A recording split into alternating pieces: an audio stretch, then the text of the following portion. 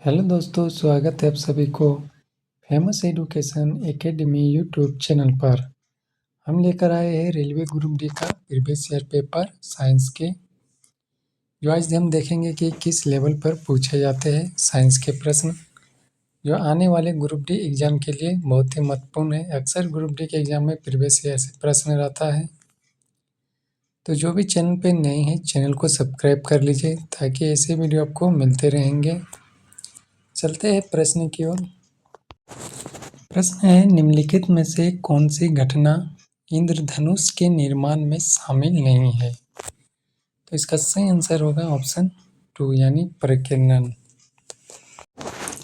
अगला प्रश्न है कि चित्रों ए और बी में ध्यानपूर्वक अध्ययन कीजिए और बताइए कि चित्र बी में बर्तन में रखा गूंथा हुआ मैदा फूलकर बढ़ गया, क्यों बढ़ गया? ठीक है, तो इसका सही आंसर होगा ऑप्शन 2 यानी शोषण के दौरान उत्सर्जित CO2 के कारण आयतन में वृद्धि होती है। ठीक है। प्रश्न है, प्रोपेन में सहसंयोजी बंधों की कुल संख्या डैश होती है, यानी सहसंयोजी बंधों की कुल संख्या कितनी होती है? तो इसका सही आंसर होगा ऑप्शन 3 यानी 10। ठीक है। प्रश्न है, अधिक H+ आयन उत्पन्न करने वाले अम्ल डैश कहलाते हैं, जबकि H+ उत्पन्न करने वाले अम्ल डैश कहलाते हैं। ठीक है, तो इसका सही आंसर हो जाएगा ऑप्शन 3 यानी प्रबल अम्ल और दुर्बल अम्ल। प्रश्न है, किसी वस्तु को एक अवतल दर्पण के सामने उसकी वक्रता केंद्र C से परे स्थित किसी बिंदु पर रखा गया है। प्रतिबिंब डैश स्थित किसी बिंदु पर बनेगा और डैश होगा। तो इसका सही आंसर होगा ऑप्शन 1 यानी F और C के बीच छोटा। प्रश्न है, तापन द्वारा की जाने वाली अपघटन अभिक्रिया क्या कहलाती है? तो इसका सही आंसर होगा ऑप्शन 3 यानी ऊष्मीय अपघटन। प्रश्न है, पौधे में परिवहन की प्रक्रिया के लिए मुख्यतः विसरण उत्तरदायी होता है। हालांकि कुछ पदार्थों के परिवहन के लिए ऊर्जा की आवश्यकता होती है। कौन सा विकल्प ATP से प्राप्त ऊर्जा का उपयोग करके परिवहन किए गए पदार्थों को दर्शाता है? तो इसका सही आंसर होगा ऑप्शन 4 यानी भोजन, अमीनो अम्ल और हार्मोन।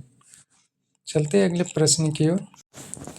प्रश्न है, किसी वस्तु को एक अवतल लेंस के मुख्य अक्ष पर अनंत और उसके प्रकाशित केंद्र O के बीच स्थित किसी बिंदु पर रखा गया है। इसका निर्मित प्रतिबिंब डैश होगा। तो इसका सही आंसर होगा ऑप्शन 2 यानी आभासी और छोटा।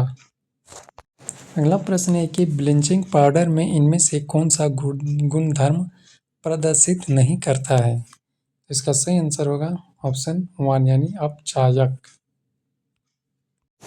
प्रश्न है, निम्न में से कौन सी धातु प्रकृति में सर्वाधिक धात्विक है? ठीक है, इसका सही आंसर होगा ऑप्शन 2 यानी CS। प्रश्न है कि मनुष्यों में सामान्य प्रकुचन और अनुशीतलन दाब कितना होता है? यानी मनुष्य के जो है रक्तचाप यानी ब्लड प्रेशर कितना होता है? तो इसका सही आंसर होगा ऑप्शन 4 यानी 120 mmHg बाई 80 mmHg यानी 120/80 होता है। ठीक है, तो इसका सही आंसर होगा ऑप्शन 4। चलते हैं अगले प्रश्न की ओर। प्रश्न है, निम्नलिखित में से कौन सी द्विविस्थापन अभिक्रिया है? तो इसका सही आंसर होगा ऑप्शन 3। ठीक है। प्रश्न है, इनमें से कौन सी गैस सभी प्रकार के वायवीय जीवन रूपों के लिए आवश्यक है? इसका सही आंसर होगा ऑप्शन 4 यानी O2।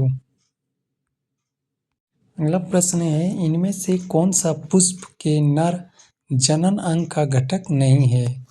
तो इसका सही आंसर होगा ऑप्शन 2 यानी बत्तिका। प्रश्न है, जीन डैश की गतिविधि के माध्यम से लक्षणों को नियंत्रित करते हैं? तो इसका सही आंसर होगा ऑप्शन 3 यानी हार्मोन। यानी जीन जो है हार्मोन की गतिविधि के माध्यम से लक्षणों को नियंत्रित करते हैं। प्रश्न है, निम्नलिखित में से क्या विद्युत चुम्बकीय की चुंबकीय शक्ति तीव्रता को प्रभावित नहीं करेगा? तो इसका सही आंसर होगा ऑप्शन 2 यानी कुंडली के स्थान की दिशा। प्रश्न है, विद्युत मोटर से संबंधित निम्न कथनों पर विचार कीजिए। ठीक है, पहला है ए, इसमें एक द्विपरिवर्तक प्रयुक्त होता है जो प्रत्येक आधे घूर्णन के बाद कुंडली में धारा की दिशा को उलट देता है।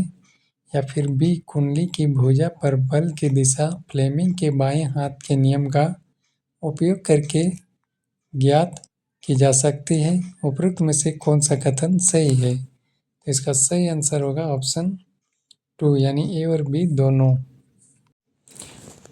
प्रश्न है कि एल्केन में इनमें से समजातीय श्रेणी सदस्य का गलनांक अधिकतम होता है। इसका सही आंसर होगा ऑप्शन 4 यानी CH4। ठीक है, C4H10 सॉरी C4H10 इसका सही आंसर होगा। तो आज का प्रश्न इतना ही था। वीडियो अगर पसंद आए तो लाइक ज़रूर करें और ऐसे वीडियो पाने के लिए चैनल को सब्सक्राइब कर लीजिए ताकि ऐसे वीडियो आपको मिलते रहेंगे। तो आज का क्लास समाप्त होता है, फिर मिलेंगे अगले क्लास में। तब तक के लिए धन्यवाद एवं जय हिंद।